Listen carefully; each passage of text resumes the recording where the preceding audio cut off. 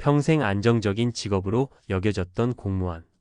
대부분의 사람들은 공무원의 삶을 정년 보장, 안정된 연금, 걱정 없는 노후로 생각합니다.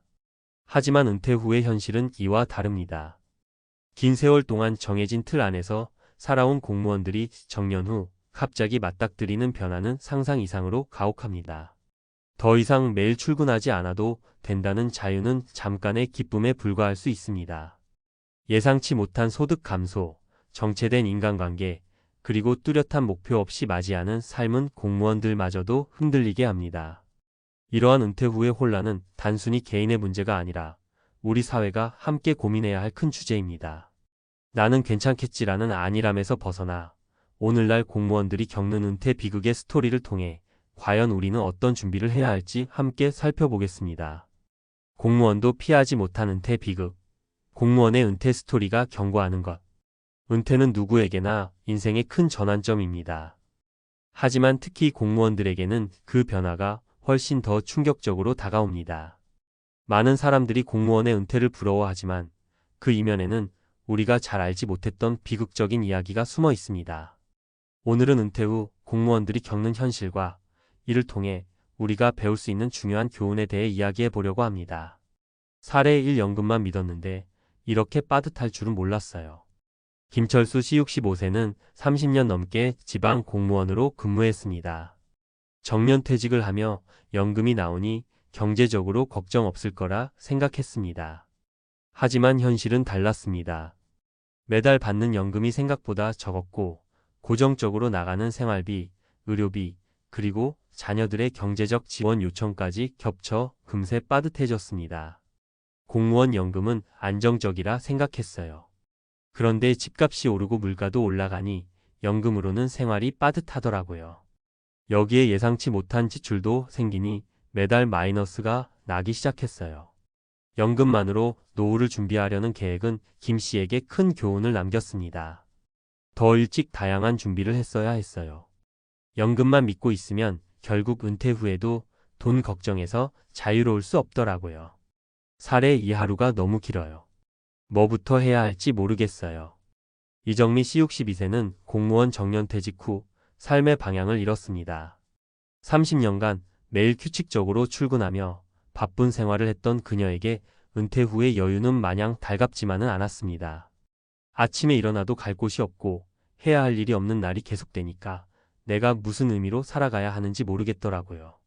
이 씨는 은퇴 후 취미를 시작하려고 했지만 준비되지 않은 상태에서 새로운 활동을 찾는 건 쉬운 일이 아니었습니다. 결국 그녀는 점점 우울감에 빠졌고 자신감을 잃어갔습니다. 공무원 생활은 규칙적이고 안정적이라 좋았어요. 그런데 그 틀에서 벗어나니 오히려 혼란스러웠어요. 은퇴 전에 내 삶의 방향을 더 고민했어야 했던 것 같아요. 이 사례는 은퇴 후 삶의 목표와 의미를 미리 고민하고 준비해야 한다는 중요한 교훈을 줍니다. 사례 3. 사람들이 떠나가니 외로움이 몰려왔어요. 박민호 씨 67세는 은퇴 후 인간관계의 변화로 큰 충격을 받았습니다. 공무원으로 일할 때는 동료들과의 관계가 그의 삶의 큰 부분을 차지했습니다. 하지만 정년 후에는 연락이 줄어들고 새로운 인간관계를 맺기도 쉽지 않았습니다. 직장에 있을 땐 동료들이 내 인생의 중심이라고 생각했어요. 그런데 막상 은퇴하고 나니 그 관계들이 너무 쉽게 멀어지더라고요.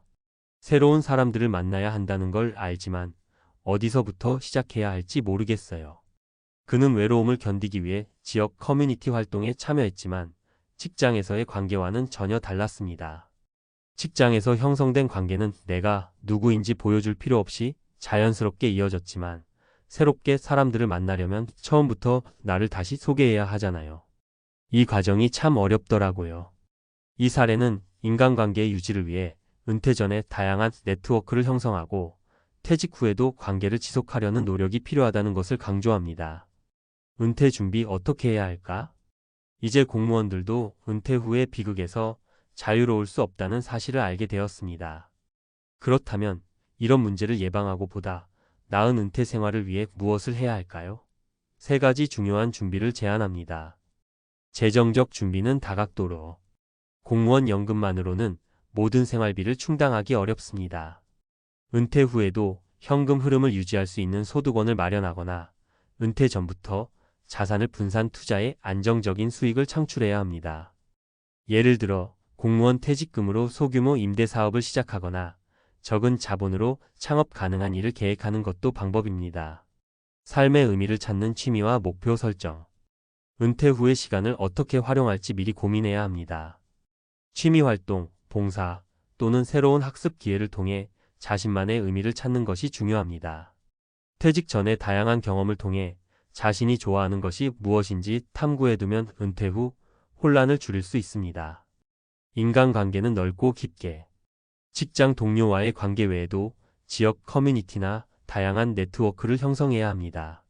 정년 후에도 인간관계를 유지하려면 능동적으로 새로운 모임에 참여하거나 가족과의 시간을 늘려 정서적 지지를 받는 것이 중요합니다.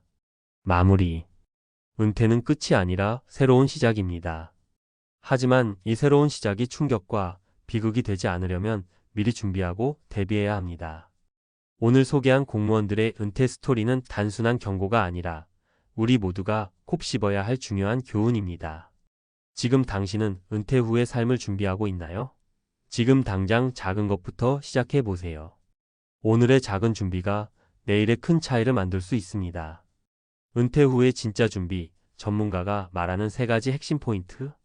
은퇴는 단순히 직장을 떠나는 일이 아닙니다.